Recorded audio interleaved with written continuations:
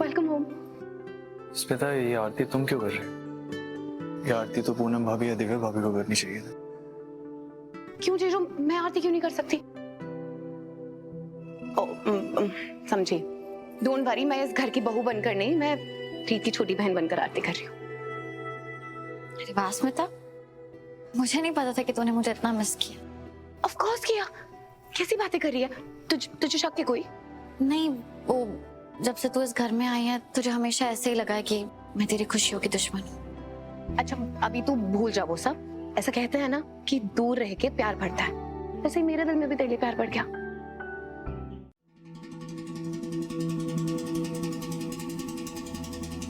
माँ, रीत राघव को घर वापस लेकर आ गई है। मैं जानती हूँ। ये चेकबुक है और ये ना कुछ खाली पेपर्स हैं, इन पर ना साइन कर दीजिए माँ। क्यों साइन करूँ इन पे? क्योंकि हमारा पूरा वक्त शुरू हो गया है माँ, और आप हमारा वक्त बदलने के लिए कभी भी जेल से बाहर नहीं आने वाले हो। तो जो कुछ भी थोड़ी बहुत सेविंग्स आपके पास, उसकी यहाँ तो जरूरत पड़ने नहीं वाली है, तो वो आप मुझे सौंप दीजिए। मैं संभाल कर रखूंगा। अपने और प्रतीक की अच्छी जिंदगी गुजारने के काम आएगी मेरे। क्योंकि रीत का उस घर में वापस आने का मतलब है हमें वहां से कभी भी निकाला जा सकता है माँ। वीरेन, तू कितना समझदार हो गया, कितनी दूर का सोच लिया तूने मेरा बच्चा। सब आपसे सीखा है माँ। ये सोचा है तूने मेरा सब कुछ मुझसे छीन कर मुझे यहाँ जेल में सड़ने के लिए छोड़ना चाहता है तू? माँ, और कोई चारा है हमारे पास? रीत ने इतने सारे केसेस लगाए आप पर, और हमारे पास कोई तरीका नहीं है रीत को बर्बाद करने का। ऐसा तुझे लगता है, मुझे नहीं। मैं तो सिर्फ अपने नए चाल के सही बैठने का इंतजार कर रही हूँ। उसके बाद वो होगा जो ना हमने कभी सोचा है और ना ही उस रीत रिपोर्टर ने। क्या मतलब आप अपना चालाक और शातिर दिमाग यहाँ भी दौड़ा रहे हो? तो फिर आपने मुझे कुछ बताया क्यों नहीं? क्योंकि तू एक मूर्ख और हारा हुआ इंसान है। जब भी आता है कोई मनहूस खबर लेकर ही आता है। इसीलिए मैंने अपने लिए एक नया मोहरा चुन लिया है जिसका वार कभी खाली नहीं जाएगा। और कौन है वो हथियार? मेरे मिलने का टाइम खत्म हो गया। माँ कुछ तो बता दो, कौन है? कुछ हिंट तो दे दो माँ। दिव्या, जैसे तुम स्मिता को आवाज लगा रही हो ना, अगर वो यहाँ होती भी ना तो भी छुप जाती। Come on big sister law, अब कम से कम मैं उस स्मिता से तो स्वीटली बात नहीं कर सकती।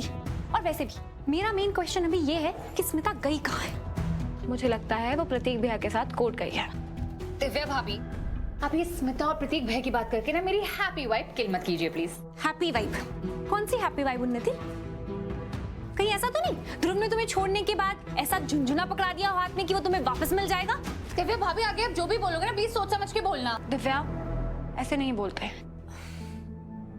ठीक है, सॉरी, मेरा वो मतलब नहीं था। पर मैं क्या करूं, मैं जब भी स्मिता और प्रतीक को साथ में गायब हुआ देखती हूँ ना, मेरा खून खौलने लगता है। मन करता है उस स्मिता का गला दबा दूं। मम्मी जी को दिखाने के लिए उनकी आईज में महान बनने के लिए गई होगी वहां पे। वही बना रही थी ना उसे अपने घर की बहू और प्रतीक की वाइफ। मम्मी जी की एक नंबर की चापलूस है वो, मैं जानती हूँ उसे। तो आप इतना स्ट्रेस मत लीजिए। हाँ, तुम एकदम सही कह रही हो।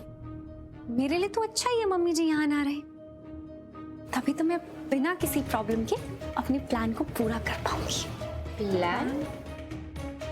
कैसा प्लान दिव्या?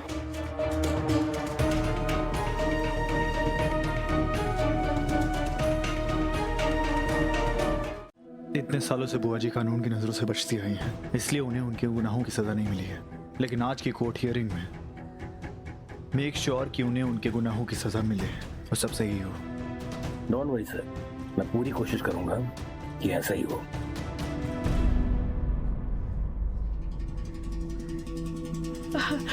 राघव, एक मिनट। राघव, एक बार मेरी तरफ देख तो सही बेटा। तू उस इंसान से मुंह मोड़ रहा है जिसने तुझे तब संभाला था जब तू बिल्कुल अकेला हो गया था।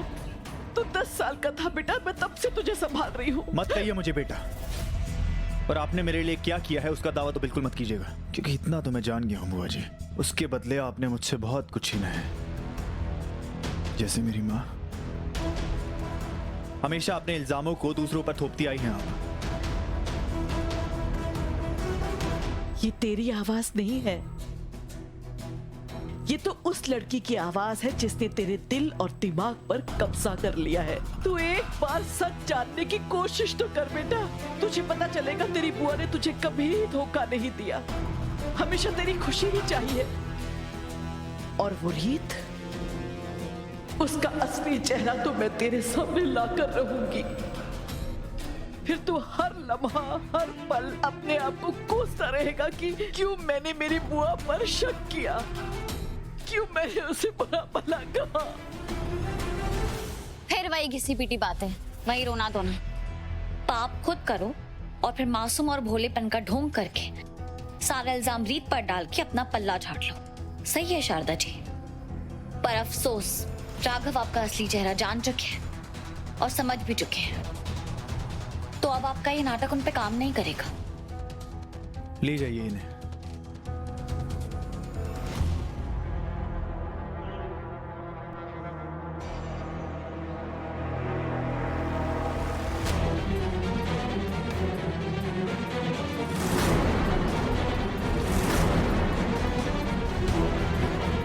तू सोच रही है कि तूने मैदान मार लिया है रीत, पर मेरा खेल तो अब शुरू होने वाला है।